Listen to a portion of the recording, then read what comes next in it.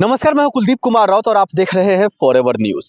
आप सबने देखा होगा कुछ महीने पहले पूर्व सीजे साहब पर किस तरीके से जूता फेंका गया, सनातन धर्म की जय जयकार का नारा लगा और ये तमाम दृश्य कहीं और नहीं बल्कि हमारे देश में जो देश की राजधानी दिल्ली में सुप्रीम कोर्ट में ये तमाम जो दृश्य था वो हुआ था। लेकिन अब राकेश किशोर पर हमला हुआ है, उन पर जूता फेंका गया, उनको पीटा गया, गाली गलौज हुआ और उसके बाद जो है राकेश किशोर ने सनातन धर्म की जय, मुझे क्यों मार रहे हो बे, इस तरीके के शब्द वो कहते हुए दिखाई दे रहे हैं। साथ ही कई ऐसे वकील हैं वो लगातार ये कहते हुए दिखाई दे रहे हैं जो इन्होंने एक सीजे साहब पर जूता नहीं फेंका था बल्कि संविधान को ये जूतों से पीटने का कामकाज किया था।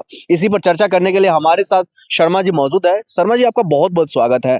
आप तो इन मामलों को लेकर के काफी हद तक आपने अपना बयान दिया था। आपने कहा था ये संविधान पर हमला है, देश पर हमला है, कानून व्यवस्था पर हमला है और आज ठीक उन पर हमला हुआ। इसको आप कैसे देख रहे हैं? देखिए, एक कहावत है टीट फॉर टैट।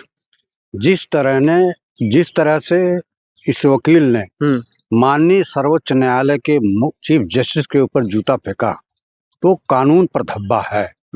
उन्होंने हमारे कानून का मजाक किया, चीफ जस्टिस का ही केवल नहीं मजाक किया, हमारे सर्वोच्च न्यायालय का अपमानित किया था।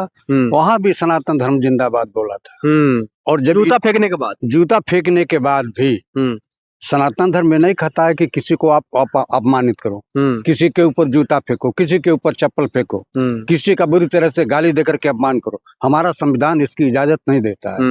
और इस वकील साहब ने जो चीफ जस्टिस के ऊपर जूता चलाया था, ठीक उसी तरह से इनके ऊपर भी जूता लोगों ने फेंका। क्या ये सही है?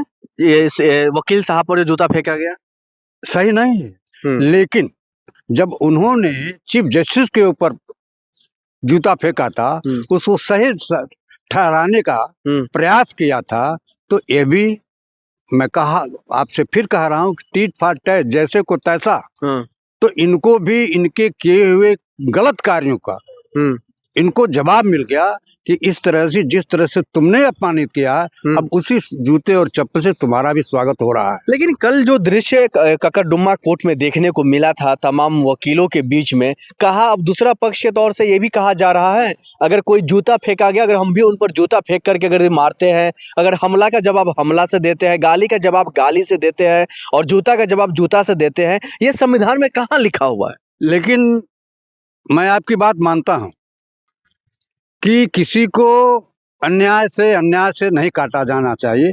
लेकिन जिस तरह से इन्होंने अपने दिमाग का परिचय सुप्रीम कोर्ट में दिया था, तो वह लोग भी इनके कुलीन ही है जिन्होंने इनके ऊपर चप्पल फेंका कल वकील साहब के ऊपर।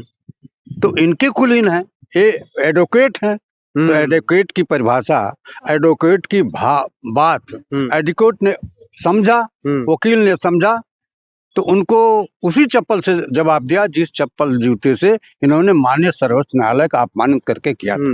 लेकिन वही जो है सीजे साहब ने, जो उस वक्त के सीजे साहब थे, उन्होंने दरिया दिली दिखा करके माफ कर दिया, उन्होंने जूता वापस करवा दिया, कोई कार्रवाई नहीं किया। क्या पूर्व सीजे साहब का अपमान नहीं है वकील पर जूता फेंकना, जूता मारना? नहीं, उन्होंने जूता मारा नहीं थे, उन्होंने माफ किया। हाँ, वही उन्होंने माफ किया, उन्होंने तमाम चीजें इसके इन मामलों को लेकर के दरकिनार कर दिया, लेकिन उनके पक्ष में उनके नाम से या उनके समर्थक जो है उन पर जूता फेंका दिया। पूर्व सीजे का अपमान नहीं है? अभी बताइए कि पता नहीं किसने फेंका। और चीफ जस्टिस के समर्थक नहीं हो सकते हैं? इनके क्रियाकर्मों से नाराज होकर के लोगों ने फेंका। उन्होंने समझाया कि इस तरह का किसी भी तरह का घृणित कार्य जो लोगों को पसंद नहीं है, एक सर्वोच्च न्यायालय के चीफ जस्टिस के ऊपर जूता फेंकना निश्चित रूप से सामाजिक रूप से कोई इसको अच्छा नहीं कहेगा।